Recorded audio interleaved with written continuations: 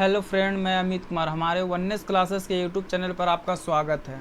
तो चलिए आज हम लोग क्लास 10th का केमिस्ट्री चालू कर रहे हैं। चैप्टर फर्स्ट, रासायनिक अभिक्रिया एवं समीकरण। तो देखिए दोस्तों, यहाँ पर हम लोग चैप्टर फर्स्ट जो यहाँ पर दिख रहा है आपको, यही हम लोग चालू करेंगे। पार्ट बाई पार्ट करके 2 से 3 वीडियो में हम लोग इस चैप्टर को पूरा कर लेंगे। ठीक है, तो आज हम लोग इसको स्टार्ट कर लिए हैं। तो देखिए यहाँ पर दोस्तों फर्स्ट क्वेश्चन आता है। सबसे पहली बात है कि चैप्टर लिखा है रासायनिक अभिक्रिया एवं समीकरण। तो सबसे पहले हम देखेंगे इसी के बारे में पढ़ेंगे, क्या है रासायनिक अभिक्रिया, क्या है और समीकरण क्या है। तो इसके बारे में देख लेते हैं कि रासायनिक अभिक्रिया क्या है। एक क्वेश्चन मैंने यहाँ पर लिखा है, देखिए यहाँ पर रासायनिक अभिक्रिया दिख रहा होगा आप लोग को। तो देखिए यहाँ के बाद इसका आंसर हम लोग देखिए यहाँ पर लिखे हैं, ये आंसर है, लिखें 2 या 2 से अधिक पदार्थ आपस में मिलकर, कह रहा कि 2 या 2 से अधिक पदार्थ आपस में मिलकर या कोई अकेला पदार्थ टूटकर, या तो 2 रहे या तो कोई अकेला पदार्थ टूट जाए, 2 को आपस में मिल जाए या तो एक अकेला पदार्थ टूट जाए। मतलब कोई एक पदार्थ है वो टूटकर नए गुण वाले पदार्थ का निर्माण करता है। मतलब कि 2 या 2 से अधिक मिले और वो नया गुण वाला पदार्थ बना दे, या तो फिर ये भी बोल सकते हैं कोई अकेला पदार्थ टूटकर नए गुण वाले पदार्थ का निर्माण करता है, उसको क्या कहते हैं, रासायनिक अभिक्रिया कहते हैं। देखिए यहाँ पर रासायनिक अभिक्रिया कहते हैं। तो कोई भी पदार्थ हो सकता है 2 गो, जैसे कि हम कह दें कि हाइड्रोजन प्लस ऑक्सीजन मिलकर जल बनाता है। तो देखिए 2 पदार्थ है, इधर आके प्रोडक्ट में क्या बना रहा है, तो ये मतलब कि बना देगा समीकरण। मतलब कि रासायनिक अभिक्रिया इसी को कहेंगे, कोई अकेला पदार्थ रहे या तो कोई टूट कर रहे, उससे हमको मतलब नहीं है, तो इसे रासायनिक अभिक्रिया करते हैं। 2 से 3 बार हम इसको एक बार रिपीट कर लें, फिर से समझा लें, इसको आसान होगा। कह रहा है 2 या 2 से अधिक पदार्थ आपस में मिलकर या कोई अकेला पदार्थ टूटकर नए गुण वाले पदार्थ का निर्माण करता है, उसे रासायनिक अभिक्रिया कहते हैं। जैसे एग्जाम्पल में लिखा गया है मैंने, हाइड्रोजन प्लस ऑक्सीजन। देखिए हाइड्रोजन प्लस ऑक्सीजन आपस में मिलकर क्या किसका निर्माण करता है, जल का निर्माण करता है। हाइड्रोजन और ऑक्सीजन यदि आपस में मिलते हैं तो जल का निर्माण होता है। देखिए 2 या 2 से अधिक की बात कर रहे थे, यहाँ पर देखिए एक तत्व ये पदार्थ ये हो गया, एक पदार्थ ये हो गया और एक पदार्थ ये हो गया, और दोनों मिलकर क्या बना रहे हैं, जल बना रहे हैं। तो यहाँ पर देखिए, तो इसे हम कहा कहते हैं, रासायनिक अभिक्रिया कहते हैं। चलिए दोस्तों नेक्स्ट क्वेश्चन पे देखते हैं हम लोग। आप लोग साथ साथ में नोट्स करते चलिएगा, क्योंकि वीडियो आगे भागेगा तो आप स्टॉप करके देख लीजिएगा। देखिए यहाँ पर दोस्तों रासायनिक समीकरण क्या है। अभी हम लोग रासायनिक अभिक्रिया के बारे में जाने, अब रासायनिक समीकरण हम लोग देख रहे हैं। रासायनिक समीकरण ये वाला पार्ट्स तो देख रहे हैं, इसका आंसर कहता है किसी वास्तविक रासायनिक अभिक्रिया को, किसी वास्तविक रासायनिक अभिक्रिया को, कोई वास्तव में रासायनिक अभिक्रिया हो, किसी वास्तविक रासायनिक अभिक्रिया को संकेतों एवं सूत्रों के माध्यम से व्यक्त करने की प्रक्रिया को, मतलब कोई लिखा है और उसको कोई लिखा हुआ रासायनिक समीकरण और उसको क्या करा, संकेत में लिखना है। क्या किस में लिखना है, संकेत में। तो संकेत में लिखते हैं, संकेतों एवं सूत्रों के माध्यम से व्यक्त करने की प्रक्रिया को रासायनिक समीकरण कहते हैं। मतलब कोई वास्तविक रासायनिक अभिक्रिया, उसको अगर हम कहते हैं साथ में मिलाकर लिखते हैं संकेतों एवं सूत्रों के माध्यम से, तो उसी को हम लोग रासायनिक समीकरण, जैसा कि हम लोग एग्जाम्पल में लिखे हैं। यहाँ पर एग्जाम्पल देखिए, यहाँ पर गलत हो गया थोड़ा सा PDF टाइप, यहाँ पे एग्जाम्पल EX लिख रहे थे तो ऐसे हो गया है।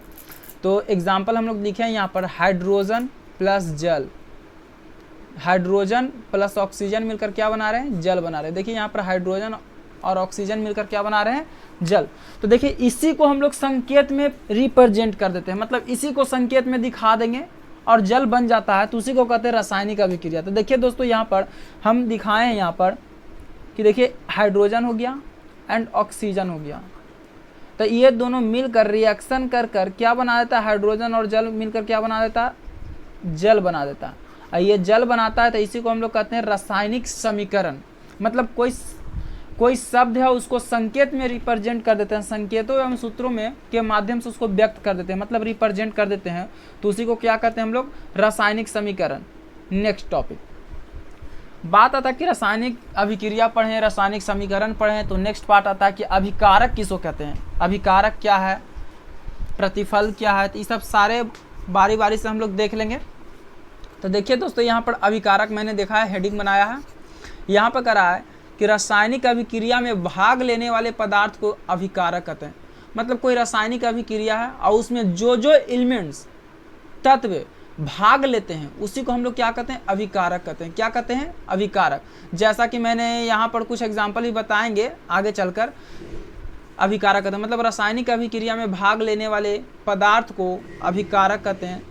और इसको कैसे कहते हैं आगे जस्ट हम लोग उत्पाद या प्रतिफल पढ़ने के बाद देख लेंगे। ये क्वेश्चन है, ठीक ना, उत्पाद या प्रतिफल, ठीक है। तो यहाँ पर कह रहा है रासायनिक अभिक्रिया के दौरान जिस नए गुण वाले पदार्थ का निर्माण होता है उसे उत्पाद कहते हैं।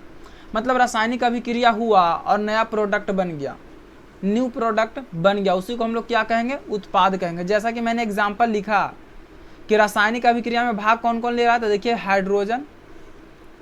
रासायनिक अभिक्रिया में कौन कौन भाग ले रहा है, हाइड्रोजन और ऑक्सीजन। हाइड्रोजन और ऑक्सीजन भाग ले रहे हैं, तो इसी को हम लोग क्या कहेंगे, अभिकारक कहेंगे। जैसा कि मैंने यहाँ पर सिंबल रिप्रेजेंट किया है, सिंबल के माध्यम से। तो देखिए यहाँ पर हाइड्रोजन और ऑक्सीजन जो है अभिकारक है, और ये नए प्रोडक्ट जो बने हैं हाइड्रोजन और ऑक्सीजन के मिलने से जो नए प्रोडक्ट बने हैं उसी को हम लोग कहते हैं जल, और जल ही को क्या कहेंगे, उत्पाद कहेंगे, यानी प्रोडक्ट कहेंगे, इसी को उत्पाद कहते हैं। ठीक है दोस्त, यहाँ के बाद देखते हैं हम लोग रासायनिक अभिक्रिया के प्रकार। मतलब रासायनिक अभिक्रिया कितने प्रकार के होते हैं, कौन कौन से होते हैं। तो यहाँ पर रासायनिक अभिक्रिया के प्रकार देखिए, यहाँ पर देखिए दोस्तों, यहाँ पर लिखा है मैंने संतुलित रासायनिक समीकरण। संतुलित रासायनिक समीकरण पहला है, और सेकंड है असंतुलित रासायनिक समीकरण। ये दोनों को बारी बारी से हम लोग देखते हैं आगे। चलिए तो यहाँ पर देख लें हम। तो संतुलित रासायनिक समीकरण किसे कहते हैं, संतुलित रासायनिक समीकरण किसे कहते हैं। तो देखिए यहाँ पर क्वेश्चन का आंसर यहाँ पर मैंने लिखा है वैसा रासायनिक समीकरण, वैसा रासायनिक समीकरण जिसमें अभिकारक तथा उत्पाद, अभिकारक तथा उत्पाद में उपस्थित सभी तत्वों की परमाणुओं की संख्या, सभी तत्वों की परमाणुओं की संख्या क्या होना चाहिए, समान होना चाहिए। मतलब अभिकारक जो, जैसा कि पहले पीछे हम बताया कि अभिकारक किसको कहते हैं, उत्पाद किसको कहते हैं।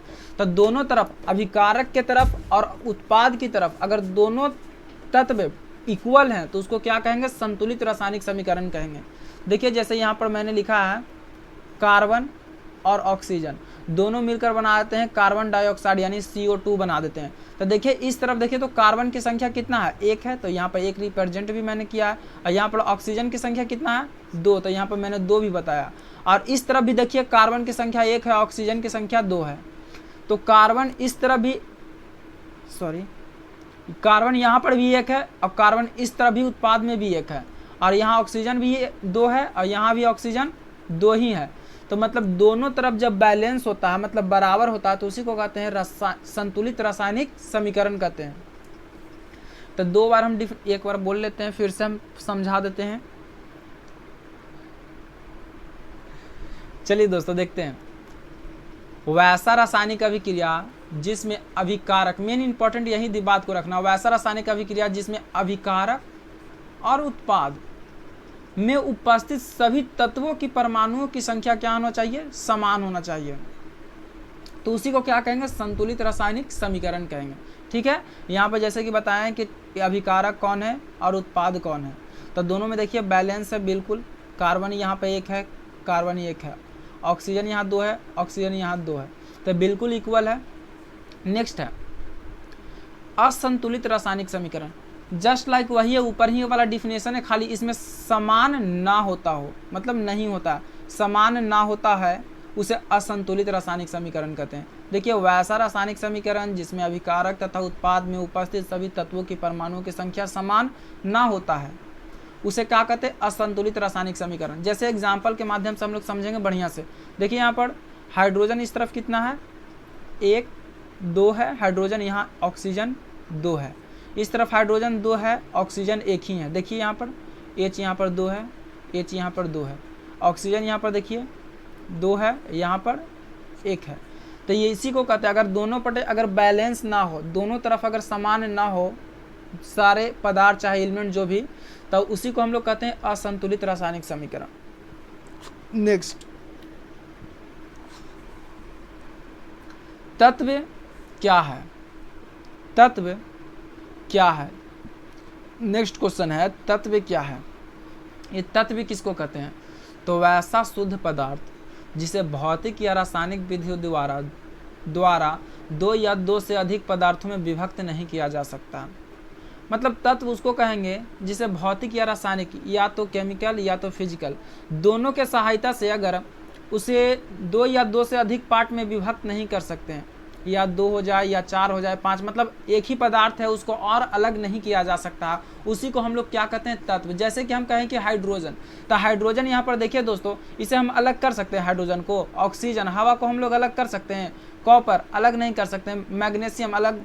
कोई भी एलिमेंट्स है जिसे हम लोग अलग नहीं कर सकते हैं, उसी को हम लोग क्या कहते हैं? तत्व कहते हैं। तो वैसा शुद्ध पदार्थ जिसे भौतिक या रासायनिक विधि द्वारा दो या दो से अधिक पदार्थों में विभक्त नहीं किया जा सकता। विभक्त का मतलब यहाँ पर है तोड़ा नहीं जा सकता और उसे अलग भी नहीं किया जा सकता है, उसी का मतलब कि नहीं किया जा सकता, उसे क्या कहते हैं? तत्व कहते हैं। नेक्स्ट है यहाँ पर तत्व के गुण देख लेते हैं कि तत्व के गुण क्या है, कैसे हम पहचानेंगे कि तत्व है, गुण इसका क्या क्या है, लक्षण क्या है। तो यहाँ पर देख लेते हैं इसका लक्षण क्या है। यह एक शुद्ध पदार्थ होता है। कैसे? अगर मान लीजिए कोई हाइड्रोजन है यहाँ पर, तो हम कहें कि इसमें कोई चीज़, किसी चीज़ का मिक्सिंग है, नहीं है, क्योंकि हाइड्रोजन है, एक ही पदार्थ है, यहाँ पर एक ही एलिमेंट्स है। तो एक ही एलिमेंट्स जब रहेगा तो वो शुद्ध पदार्थ होता है। तो यह कह रहा है पहला प्रॉपर्टी इसका कि यह एक शुद्ध पदार्थ होता है। नेक्स्ट कहता है सेकंड पॉइंट, इसके सुस्तम कण को क्या कहते हैं? परमाणु कहते हैं।